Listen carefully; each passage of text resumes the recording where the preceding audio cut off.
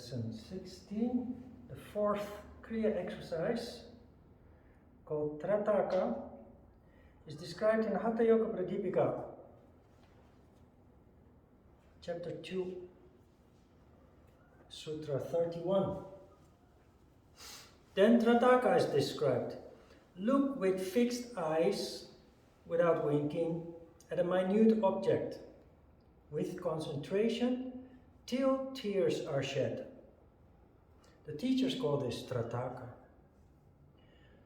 First of all, a little bit poor translation from the Dutch translator, who confused blinking with winking. So winking should be blinking. Can you imagine?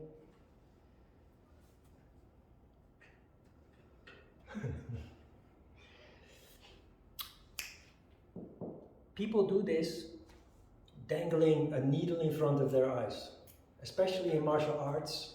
Those are extreme yogis. They put a needle on a thread and they dangle the sharp point in front of their eyes, not allowing their eyes to blink, literally, as described here.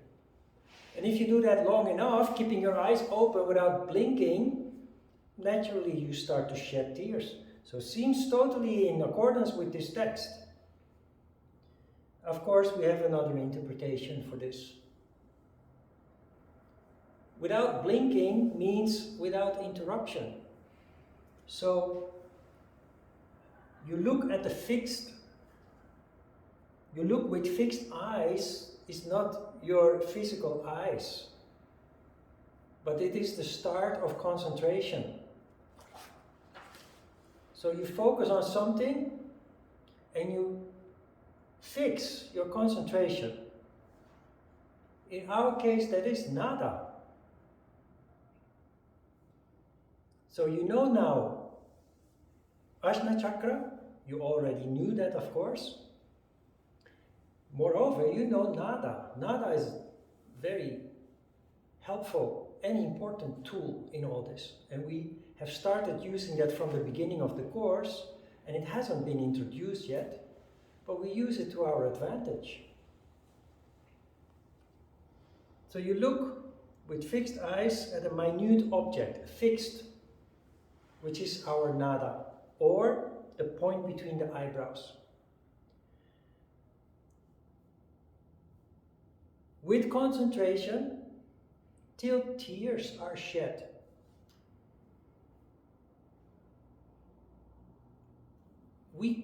We concentrate only 15-20 minutes. And yet you notice at the end of the 15 minutes or 20 minutes, the eyes are moist. There are not tears coming down your cheeks, but your eyes are more moist than usual. Concentration makes your eyes more moist, till tears are shed. So no dangerous dangling of needles in front of our eyes or sitting in front of a burning candle watching the flame for 15 minutes without blinking. This is really the start of concentration, because you need the power of the mind to direct energy. Something else about energy, by the way, because we are not trained to recognize energy. That is the reason why many people practice pranayama as breath control, not understanding that it is about energy. Because we don't recognize energy while it is all over. So if you're skeptical, it's totally understandable. The world is full of doubting Thomases who just cannot see what we cannot perceive with the gross senses, the 5 gross senses. Energy is one of those things. And yet, it's much easier to recognize than you think. Just ask yourself why you go to the toilet. Why do you get up and decide to walk to the toilet? What is it that makes you do that? You never thought about it because you were born that way. And you just do it subconsciously as an impulse. But what causes that impulse? What triggers that impulse? Energy. What do you do when you can't go to the toilet? You need to go to the toilet, but there's no toilet available. You squeeze your pelvis, you squeeze your knees, and you become nervous and you become uncomfortable. Energy. That's energy.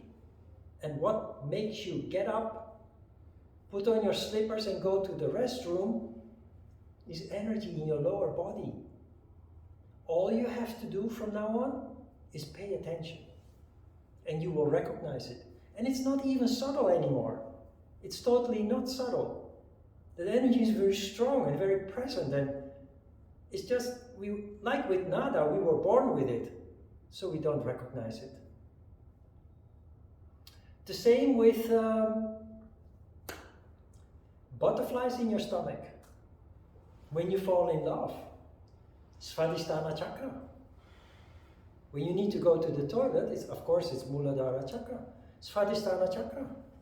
Butterflies in your stomach. It's an energy phenomenon that ancient people try to describe. And it feels like fluttering butterflies in your stomach. Heartbreak. When you're in love and then the relationship comes to an end and you're sad. Your heart is broken, your heart broken. Literally. Or when you're emotional and you cannot swallow, you cannot eat. Because often when you break your heart, you're in such an emotional state for a couple of days, sometimes weeks, that you can't eat. You have to force yourself to eat, to basically force food down your throat because you know you must eat.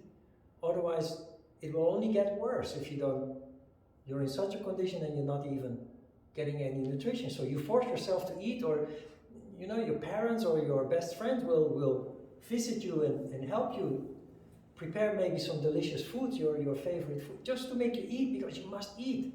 But you have this lump in your throat. You can't speak, you can't swallow.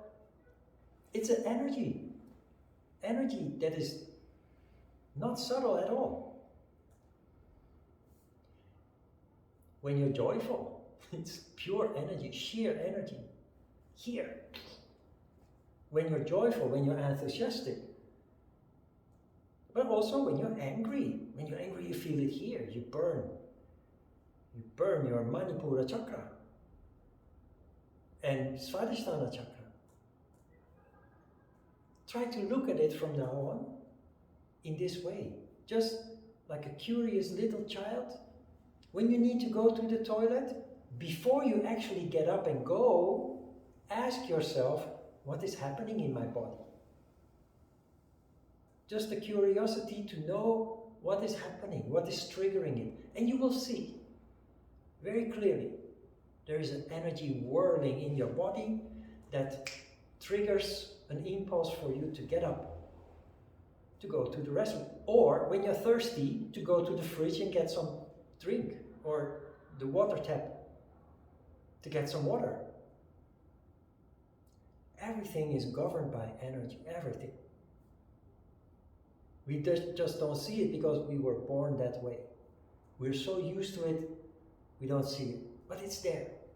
And it's necessary, important, that we start recognizing it. Because we're going to start with the process of controlling energy, directing energy, Shiva and Shakti.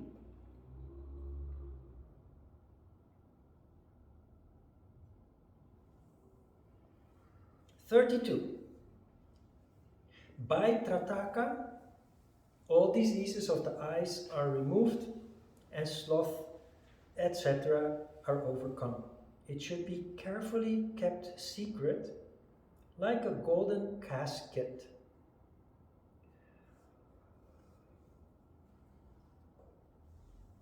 people who meditate, their eyes are brighter. I've also noticed a very interesting phenomenon. Students who meditate, in our courses we always meditate, and if there is an advanced course, we've done advanced courses over the years, the meditation only become longer and longer. And students who became pregnant and gave birth to a baby while engaging in yoga, regular meditations, their babies are born with big, deep eyes.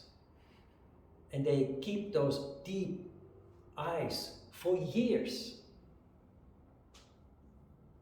That is described here. But very interestingly, the sutra also, Svatmarama tells us, it should be carefully kept secret like a golden casket. Developing willpower, strong presence of mind through this practice can empower the wrong people. It is very valuable if people with a heart, with a moral foundation, develop a strong presence of mind, because they will use it for good. But if people have no moral foundation,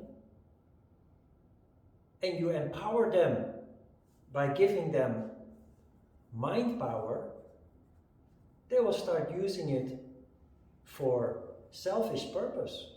We live in a world full of empowered people without a moral foundation. That is one of the negative aspects of our compulsory education system. And it is leading to the destruction of the earth.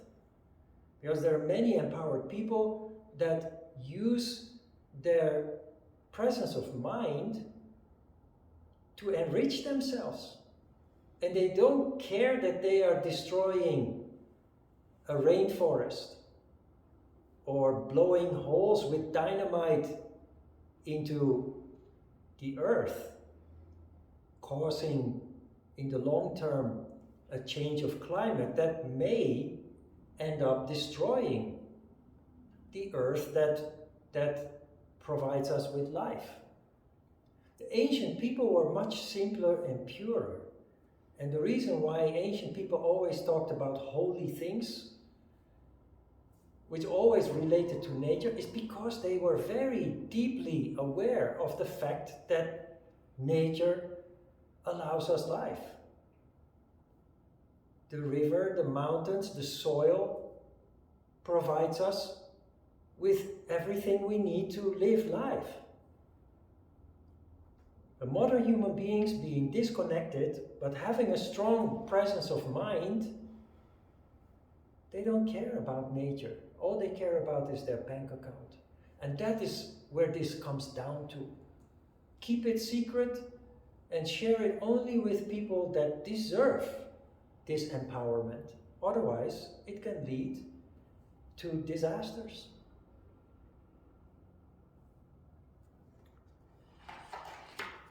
Good. So, what is this about? Many people who claim to meditate are not really meditating. It's not that it's bad, but many people who claim to meditate are not actually concentrating, directing their mind, canalizing their energy. They are freewheeling, observing. And observing is a start of meditation. You sit there and you clear your mind and center yourself by observation, but you have to grab the bull by the horns and actually work to develop power of mind with which you then can control energy, which further down the road can lead to the ability to heal people with energy. That is how healing works. So we had Trataka, which has led, we had Neti, which has led to the consciousness of Ajna Chakra, the location of intellect, where we can develop the power of mind, the power of thought control.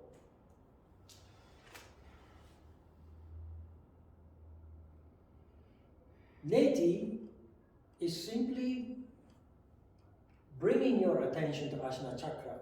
So Neti without Trataka is nothing. Trataka is actually concentration. If there is nada, you concentrate on nada, which is in the center, but in and around the head. It's a vibration. It's a vibration, a field of energy that is approximately 60 centimeters in diameter.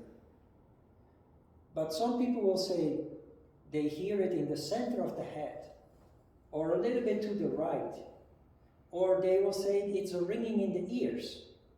It's not so important. Everybody will interpret that in their own personal way.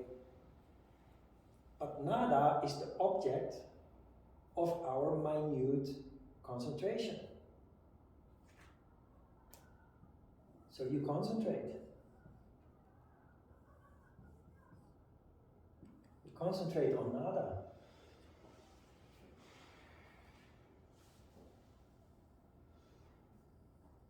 You're not freewheeling anymore, you're not observing anymore, you concentrate.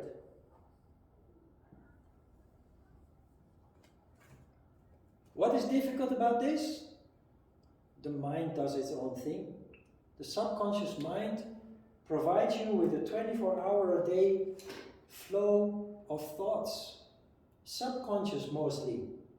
We're not aware of it. But it also controls our lives.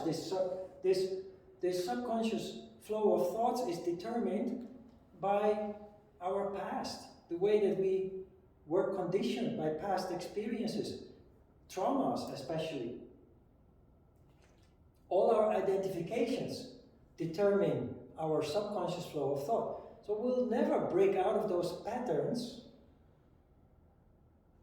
and start manifesting our true self if we stay stuck in those patterns, identifications, and conditionings from the past. The difficulty here, this is where meditation becomes real work, real effort, is that the mind will constantly disturb you with thoughts, distract you from your concentration on nada. So when you have a thought is energy. So energy, that goes lost, scattered. See? You're trying to bring all your energy towards you, but when you have thoughts, it's energy going out. Meditation, concentration, is the process of focusing on one point, one pointed focus, and the moment that you are aware that you're not focused anymore, because there is a thought or a feeling, that you intercept, that you don't accept that feeling distracting you, which means the moment that you are aware of the thought distracting you, you say, no, this is not what I'm wanting to do at this moment. Go back. Go back to nada. Go back to your point of concentration. Lo and behold, 1 second, 2 seconds later, there is another distraction. It happens in the beginning especially, so many times, uncountable. You just stay calm, very important, that's what you learned with the asanas also. The attitude, don't be disappointed that you lose control. Don't feel bad, don't try to be perfect, don't think in terms of success and failure. Just objectively notice there is another thought, you calmly intervene, and you bring it back to nada. And another thought will come, and you bring it back to nada.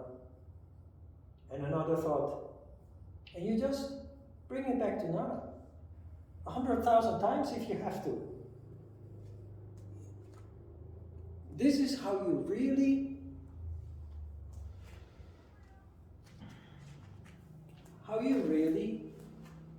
cultivate the mind to become a very strong, focused entity. Our education has done a lot in this direction, but we are full of distractions, scattered energy, and what have you. To our frustration, and many people, although highly educated, feel this frustration of not being able to accomplish their goals. And the reason for that is because we are lacking one-pointed focus. So thank you, government, for the many years of compulsory education. We will use that as a foundation. We can skip many years of cultivation in uneducated people, in illiterate people. Use that as a foundation. But now we have to sharpen our knives. Now we have to bring it to a higher level of mind control. And this is how you do it. You do it in a playful way. The only way to make this work is by repeating it and then seeing that indeed the mind becomes calmer. That indeed the interval between the disturbing thought, the distractions, the interval becomes larger. In the beginning, every second, every 1.5 or 2 seconds, you have a disturbing, distracting thought. It will become 3 seconds, 5 seconds, 8 seconds. But the mind is like the physical body. You can exercise for 20 years every day and be in a super fit condition. The moment that you stop exercising, 2-3 weeks later, your condition is deteriorated. It's the same with the mind. The intellect that you have developed through your education, that will not get lost. But when you meditate, you develop increasing silence between the disturbances, which allows you enormous, powerful access to the crown chakra. It is what leads to this deep sattva that allows all those wonderful phenomena to manifest that yoga promises. If you meditate regularly, the intervals become larger. If at some point you have no time or you give up and you don't meditate for a while, you notice that the restlessness comes back, that there are more distractions again. So it's simply a matter of conditioning the mind. There are yoga teachers who will say that meditation is only successful if you are completely thoughtless. And what they do by saying this is set you up for eternal failure. Because you meditate for years, your mind has become incredibly calm, but you notice that there are always thoughts in the background. But your teacher has told you you're a failure because meditation is only successful if you're completely thoughtless. And that is just not true. What changes is your ability to distance yourself from the subconscious thought flow and become an observer, become a third person.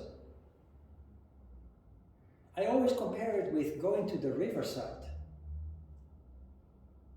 An unconditioned person falls into the river and just goes with the flow wherever that water goes and flows. A meditator sits down on a bench and just watches the water flow by without falling into it. And that allows you to see the essence of what is going on there.